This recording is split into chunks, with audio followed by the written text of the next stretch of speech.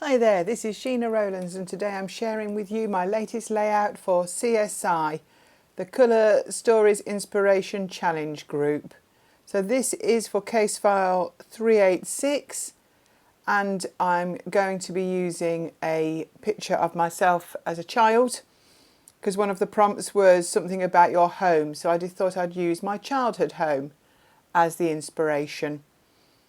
So when you look down the list of evidence, if you've done one of these challenges before, there's lots of things that are included that you could use, and I love them as a way of using up my stash. So I had a bit of a sort through and I picked lots of bits from the list and I took them away to a retreat. So I'll read some of them out to you and then you'll have more of an idea. The majority are essentially either side of me here. So evidence that they recommend you could use for this challenge include frames, flowers, wood, something sheer, string, silhouettes, buttons, brads, fabric, puffy stickers, cork, burlap, hinges, windows, home themes, tone on tone, Moroccan style patterns, book pages or text or textured papers. Loads and loads of choice. I'm not going to use all of them. I do sometimes feel like it's a challenge to try and use them all, but I don't. So as you can see, I'm definitely going with the frames. So the paper at the back is a very old Basic Grey. It's called Aged and Confused. I've gone with the colourways. If you look at top right, you can see the colours that we were inspired to use for this challenge, and I've gone for pastel versions. So I've gone a pale green and a pale orange mainly, plus some neutrals. So I've started out by laying out some frames. Some of these are fabric, some of them are vellum. There's one there with some text print on as well. All different manufacturers. I keep my frames together once collections have been broken up, and it's just a great way of getting some of these used. So I'm just going to put them up and around in like an L shape to start with, see what I think. With the square photo over the top, I quite like it. So I've added a cork number 3 because I think that's about the age I am in the photograph, and the little frame next to that, would you believe it, is from Sassafrass. I don't know whether you remember them as a company, or whether like me you've got a little bit of their supplies still tucked away for a rainy day, but I was really pleased to be able to use not only that but the Basic Grey for this layout, and I really find that these challenges are brilliant for actually stash busting. So if you've got lots of bits and pieces that you would like to get used up, do try a CSI challenge because they are absolutely perfect for this. So I'm just looking at putting the clusters together. That is a Hessian heart, which I do use in the end, and I really like it, so that's going to make the cut. So I'm just bringing in a wood veneer word that I think would also be useful, because my mind is thinking about the list of evidence while I work my way through. So some other words here, I'm just going to see if there's anything better, but I don't think there will be in the end. So just having a think about it and deciding which one I prefer. So I think the smile stays in the end. Yeah, I'm just checking the list, seeing what else I could get on here. I do like that bit of fence, but it doesn't make the final cut.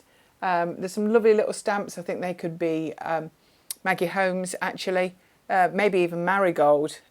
Do tell me if I'm wrong, because I do tend to mix collections by the same manufacturer together once they're older. But it definitely looks like a Maggie Holmes. So I'm just looking at adding a cluster of flowers here maybe, and a little bit of foliage beneath. I think these have been die cut from some Jen Hadfield paper by the looks of it.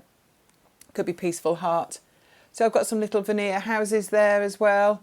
I'm just trying to decide. I don't want to over fill these frames. I just want to see if there's any little bits and pieces to add, just to finish off some clusters.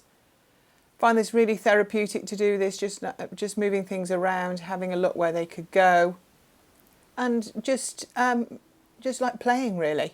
So I really like these stamps. I think I'm going to try and include a couple of them, so I think that might look nice at that cluster there, and maybe move the heart over. We'll see. But I'm really pleased with the way that it's looking so far, so I'm just enjoying going through the bits and pieces. So because this was done at a retreat, obviously I'd like literally shopped my stash before I got there, so I had an idea in my head of the sort of bits and pieces I'd like to use. I found some stickers here. I think that green might be actually a bit too bright in the end and may not actually make it, but I've kept the backing on it so it can go back in my stash. so it's not doesn't get wasted. Buttons Brad's were on the list, so I'm going to try and include one of those, and I think it looks a bit like a Dear Lizzie button, and I think I'll add that to one of the clusters. I don't know how you store your stash, whether you store it by manufacturer or you store it like I do with your frames together or your tags together, that sort of, or your veneers together. I'd be really interested to hear how you store your stash. I find it's one of those things that whichever way you do it, it's very difficult to find the right way or a way that you're going to actually use things properly. Sometimes I feel that if things are out of sight, that actually I don't use them as much as the stuff that's on display. But obviously, I'm very lucky. I've got a dedicated scrapbook place, but actually not everybody does. So if you're having to put everything away in between, that could make it quite difficult with your storage. So I'd be really pleased to hear from you if you could just put in the comments any tips or tricks when it comes to storing your stash so that you actually use it. I think that's the key for me. I would like to use more of my stash or maybe use more variety. Maybe that's what I'm thinking about. So these flowers, my goodness me, these are prima. Yet again, I didn't dare. I think I might have looked at the box, but I don't think there's actually, yeah, I do. There's not a year on it, luckily, so we've got no clue how old they are.